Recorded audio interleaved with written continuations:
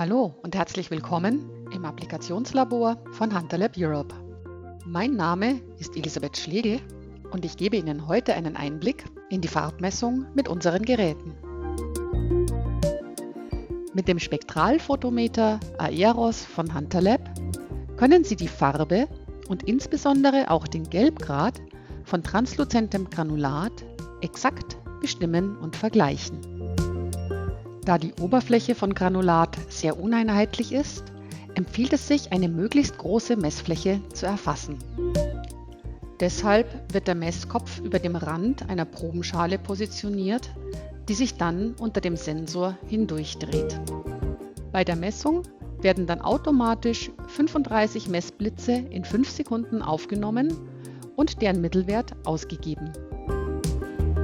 Damit wird eine Messfläche von bis zu 177 Quadratzentimetern erfasst. Neben den üblichen Farbskalen, wie hier zum Beispiel L-Stern, A-Stern und B-Stern, stehen auch verschiedene Farbindizes zur Verfügung. Hier wähle ich speziell für transluzentes Granulat den Yellowness-Index, also Gelbgrad E313 aus, der dann in einer extra Spalte aufgeführt wird. Die Probenvorbereitung ist ganz einfach. Man füllt das Granulat nur in die Probenschale und verteilt es etwas. Das Aeros wurde vor der ersten Messung bereits kalibriert und jetzt wird die Schale auf den Drehteller gesetzt. Um dann die erste Messung auszulösen, drücke ich hier auf den grünen Button mit dem Blitz. Bevor die ersten Messwerte aufgenommen werden, stellt das Aeros automatisch die richtige Höhe über dem Probenmaterial ein. Dann erst werden die 35 Messblitze durchgeführt. Die gemittelten Werte für L-Stern, A-Stern, B-Stern und den Yellowness-Index erscheinen dann sofort auf dem Display. Ich kann jetzt diese Messung auswählen und als Standard setzen, um spätere Messungen noch einfacher damit vergleichen zu können. Ich verwende hier einfach den Namen Standard und es erscheinen die gleichen Messwerte noch einmal als Standard über der Probe.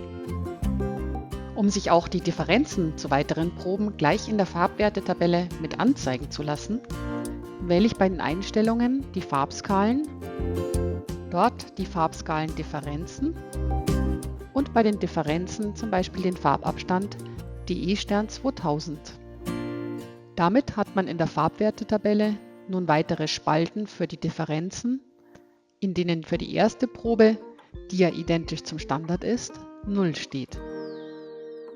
Zum Test fülle ich die Schale jetzt erneut mit dem gleichen Produkt und führe eine zweite Messung durch. Man sieht, dass diese jetzt etwas vom Standard abweicht, aber mit einem DE-Stern 2000 von 0,18 den gleichen Farbwert wiedergibt. Jetzt fülle ich die Probenschale mit Granulat einer anderen Charge und führe die dritte Messung durch. Nachdem sich die Schale wieder 5 Sekunden unter dem Sensor hindurch bewegt hat, erscheinen die neuen Messwerte. Mit einem Delta-E-Stern 2000 von über 1 hat das zweite Granulat eine deutlich andere Farbe und auch der Yellowness-Index unterscheidet sich deutlich vom ersten. Zur praktischen Auswertung stehen für jede Messung auch noch weitere Ansichten zur Verfügung.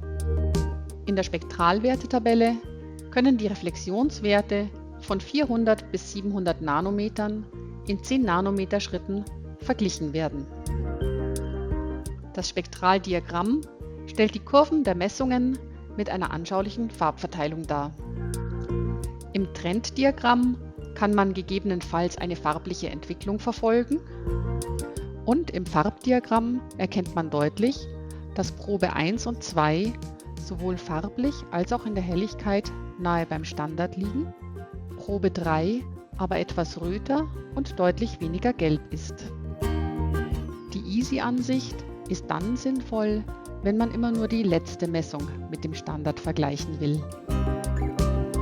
Bei einfachster Anwendung und dank der Auswertung einer sehr großen Oberfläche können Sie mit dem Spektralphotometer Aeros von Hunter Lab sowohl die Farbe als auch den gewünschten Gelbgrad von transluzentem Granulat mit nur einer einzigen Messung exakt bestimmen. Für weitere Informationen oder ein konkretes Angebot kontaktieren Sie uns bitte gerne.